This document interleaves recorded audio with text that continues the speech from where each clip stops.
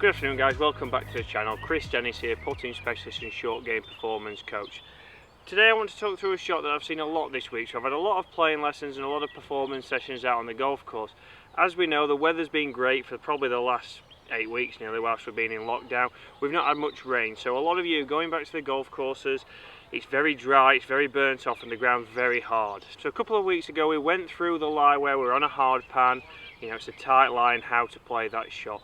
But today I've got a shot, and again this is something I've seen a lot this week, where I'm 70 yards away today, so it's a little bit of a different shot. It's longer, I'm out of the rough as well, so we're not going to get as much spin. But what I've seen time and time again this last week is people first thought, right, I need loft. If I can carry it onto the green, I can get that to stop using the land angle. But then obviously we're using a longer swing, we're putting a lot more speed into it, and it's a higher tariff shot, so there's a lot can go wrong. But if it lands a little bit short, it's getting a big bounce and running through the back. A lot of the times people are pitching it past the flag, and then again it's running past and over the green, and then they've got a chip shot coming back which they don't want.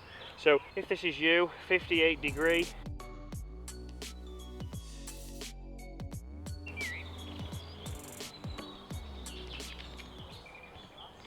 but if we have a look there on the green, it's around about probably 30 feet away and to the right. I couldn't hit that much better, and it'd be very hard for me to judge getting that closer consistently, and consistent's what we're looking at. So you've just seen there that one's gone to 30 feet, so it's a shot that I can't hit consistently. So I've hit that pretty well, I would be happy with that, but it's not left me an easy putt, and if that's now for a birdie, it's a very outside chance. So we're going to look at some different options now. When we're around the side of the green, I've talked a lot about using an 8-iron or a hybrid. That's something that we can use here. So we can use an 8-iron, but the first option I'm going to go to is a pitching wedge. So my landing zone now is going to be halfway between me and the flag. I've got to make a smaller swing, so there's less that can go wrong. So if I land halfway down, I can expect that to get to the front edge of the green. Even if this doesn't get on the green, but it's on the front edge and on the fringe, more than likely that's going to be a lot closer than the 58 I've just hit. So give myself a similar lie, have a couple of practice swings. So here I'm visualising hitting my landing spot probably around about 30 yards in front of me. So it's going to carry 30 yards, probably run out 40 yards with how hard the ground is. So I'm going to go here, stance is narrower, long arc, and let that work through. So that's landed a little bit further, probably 35 yards, so probably bang halfway, and that's now ended up, which I'll show you now, and these geese stop fighting with each other. That's ended up around about 8 feet.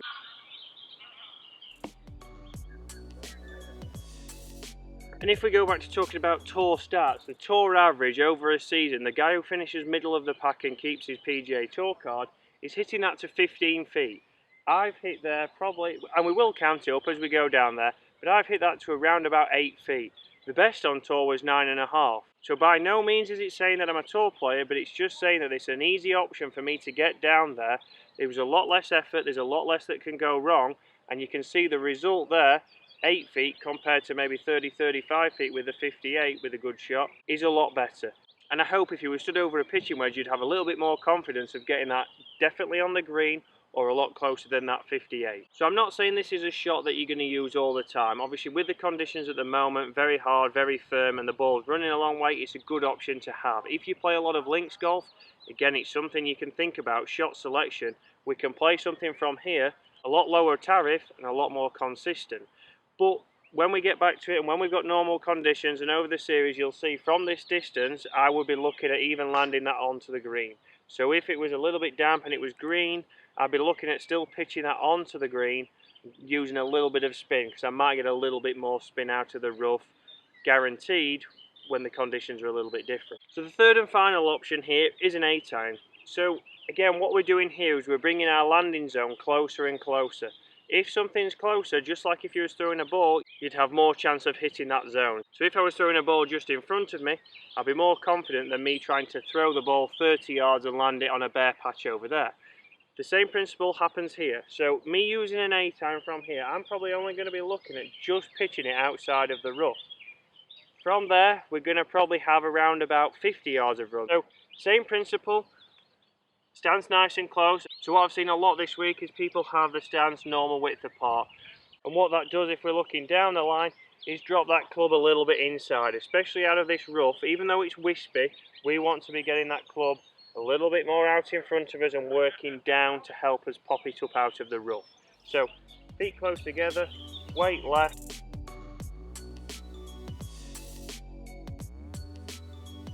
Perfect, so for me that's a much harder shot to judge.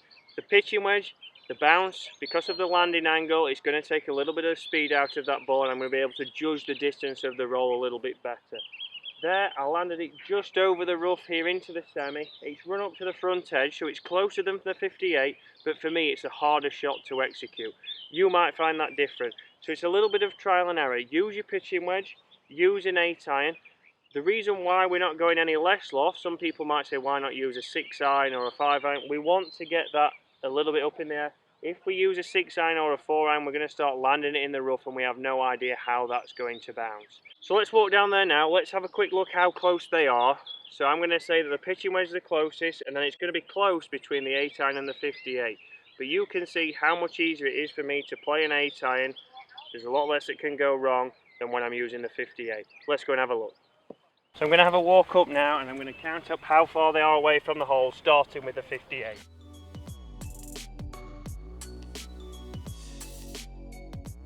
So we've got 30 feet away there like I thought. Here we're just off the green with the 8-iron. 20 feet there with the 8-iron, so we're already 10 feet closer. Let's now have a look at the pitching wedge. And I was a little bit out, so that's 9 feet away. So you can see there the pitching wedge one, it wasn't an easy shot. We had a bank here, but we've been able to control where that's landed and how that ball's ran out.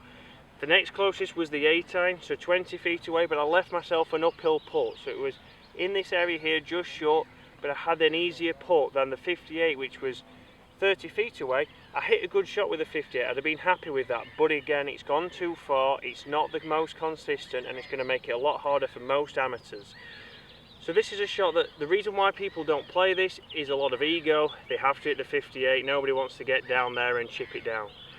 Again, you might not see many pros use it, but pros will be using that when it comes down to they need to get up and down for a tournament, they need to just get the ball on the green and have 2 putts. You see Justin Rose, I always go back to this one, I don't know why, but when he was on the edge of the green in the US Open, he pulled out a 3-wood out of all the clubs. Commentators were surprised, but then he knocked it down to a foot. They will also do things like this. So I've been out here with a couple of tour players this week and getting them playing different shots, having the imagination, because potentially they could play in the Open at some point, and if they do, they need to have an imagination of how to play different shots to get a better result. It's not always one club. So guys, so it'll all be different for each of you. So you have a go, see which club you're most confident with, whether it's the pitching wedge, whether it's the 8-iron, and different yardages might happen. You know, you might get a 40-yard one, it might be a pitching wedge, you might get to 60 yards and you go to your 8-iron. It's all dependent on what's in front of the green. So we've got to assess what's in front of the green first. If I had a bunker here, obviously it's not an option. But I've got a little bit of a slope, but I know I can use that slope and I can get that ball onto the green. So thanks for watching guys. I will see you again on Wednesday when we're going to be on the putting green and we're going to be looking at some pace putting.